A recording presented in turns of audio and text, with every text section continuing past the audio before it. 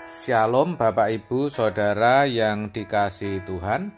Seri pengajaran hari ini berjudul Mandataris Kristus. Mandataris itu pemegang mandat. Mandataris pastilah bukan sembarang orang, melainkan orang yang bisa dipercaya. Mandataris pasti orang yang dipandang bisa melakukan tugas tertentu yang diamanatkan. Saudara, pernahkah saudara berpikir bahwa sebagai orang percaya kita sesungguhnya adalah mandataris, yaitu mandataris Kristus?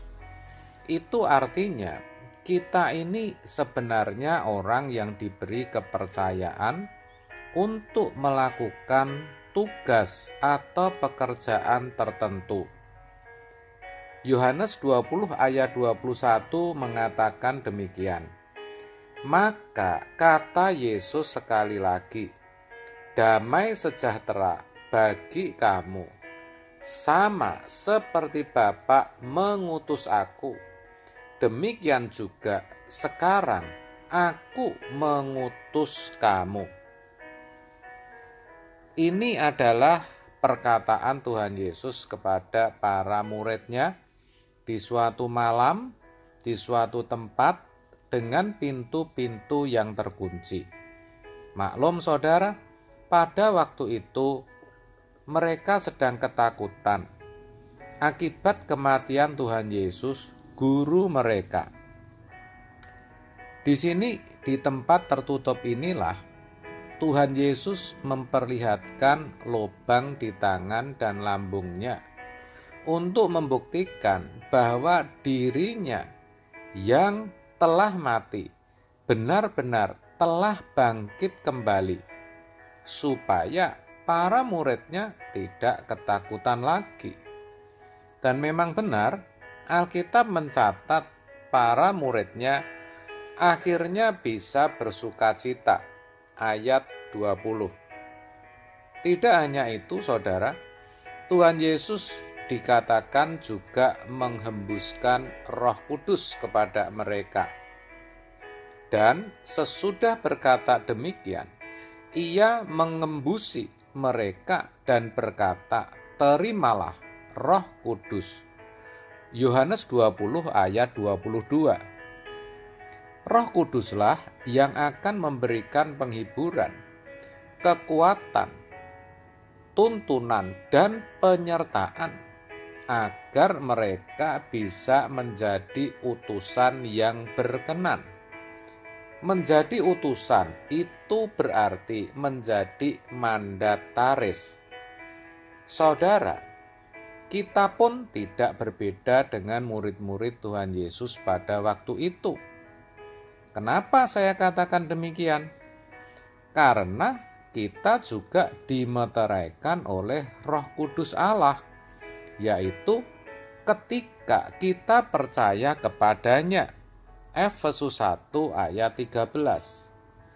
Dengan adanya Roh Kudus di dalam diri kita, sejatinya Tuhan juga mau kita menjadi utusannya, kita menjadi mandatarisnya.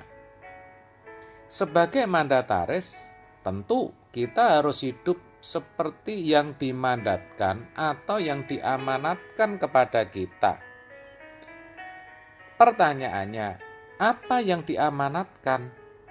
Dalam 2 Korintus 5 ayat 15 dikatakan, dan Kristus telah mati untuk semua orang, supaya mereka yang hidup tidak lagi hidup untuk dirinya sendiri, tetapi untuk Dia yang telah mati dan telah dibangkitkan untuk mereka.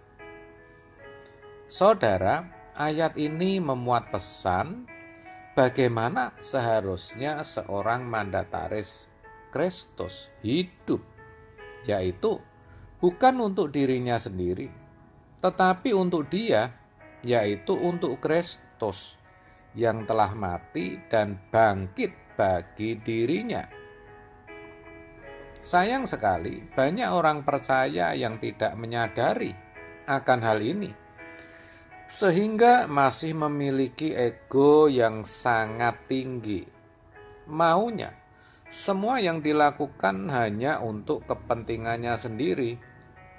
Bagaimana dirinya bisa untung walaupun orang lain harus buntung? Kalau memang perlu orang lain jadi korban, tidak masalah. Wah, itu jahat sekali, saudara. Tetapi jujur ya, tidak sedikit orang Kristen yang hidupnya masih seperti itu. Sayang sekali, saudaraku.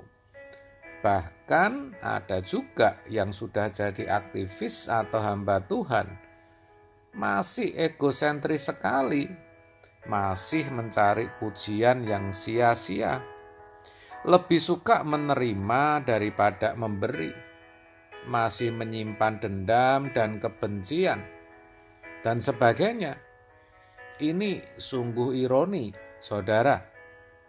Oleh sebab itu, melalui kebenaran hari ini, mari saya ajak kita sadar bahwa kita ini mandataris Kristus, orang-orang yang dipercaya dan diutus untuk menyatakan kemuliaannya. Itu tidak mudah loh, saudara, mengingat kodrat dosa yang masih ada dalam diri kita. Harus jujur bahwa kebanyakan kita masih memiliki hasrat, ambisi, dan keinginan daging yang belum benar-benar dimatikan. Monster di dalam diri kita itu masih terus menuntut untuk dipenuhi atau dipuaskan. Itulah sebabnya sebagai mandataris kita harus benar-benar berani all out, berjuang untuk menanggalkan segala kedagingan, semua yang namanya kesombongan, kemunafikan, kelicikan, hawa nafsu duniawi, kejahatan harus benar-benar kita matikan, yang artinya tidak kita turuti lagi. Jangan bicara dan berkata, "Apa mungkin, Pak? Apa bisa?" Tentu saja bisa, bahkan sangat mungkin. Bagi manusia memang terkesan mustahil, tetapi bagi Allah tidak ada yang mustahil, karena Allah telah memberikan Roh Kudus-Nya. Yang diperlukan hanyalah tekad yang bulat untuk hidup sebagai mandatarisnya, hidup untuk kepentingan Tuhan saja dan menyukakan hatinya. Itu berarti kita memang harus mati sebelum kita benar-benar mati. Yang artinya kita benar-benar tidak mengingini apapun juga kecuali Tuhan, dan menjadikannya harta satu-satunya dalam hidup ini. Mari saudaraku, percayalah, saudara pasti bisa menjadi mandataris atau utusan Kristus yang berkenan. Amin. Tuhan Yesus memberkati.